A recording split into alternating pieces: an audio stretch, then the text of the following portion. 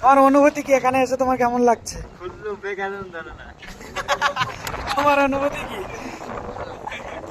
তোমার অনুভূতি কি এখানে এসে কেমন লাগছে? কি বলবো আমি বলতে পারছি না। এখানে এসে আমার মন প্রাণ ধ্যান পবিত্র হয়ে গেছে। ঠিক আছে, তো আমি মনে হচ্ছে আল্লাহ তাআলা যে আমাদের জন্য এত কিছু নিয়ম সৃষ্টি করেছে আমাদের দেখা উচিত। কারণ আল্লাহ তাআলা হিসাব থেকে আমাদের আল্লাহ তাআলার ঈমান বাড়বে।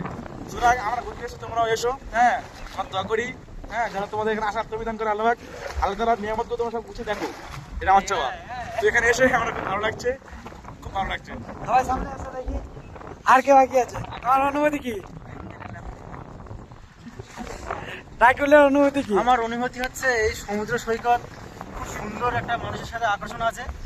আর পানি, এই যে গ্রিন কালার যে পানি, তারপরে পানি ছলাৎ আওয়াজ, এই যে খুব সুন্দর একটা অনুভূতি দেয়। তার কারণে বারবার আমরা এখানে আসি, আজও এসেছি, খুব সুন্দর অনুভূতি। যাই হোক, আপনারাও আসবেন কৈখালীতে, খুব সুন্দর জায়গা। এখানে বোটেরও ব্যবস্থা আছে, আপনারা চাইলে সমুদ্রের মাঝখানে যেতে পারেন, খুব সুন্দর জায়গা। একটু এই যে